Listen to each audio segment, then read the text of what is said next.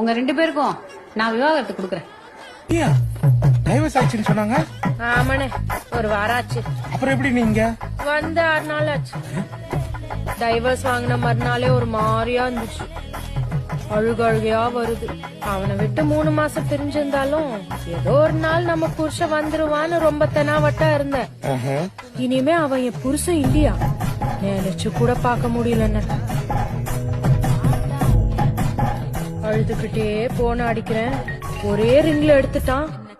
என்னை விட்டுட்டு போயிட்டே இல்லடா அப்படின்னு நான் ஓன்னு அழுகுறேன்.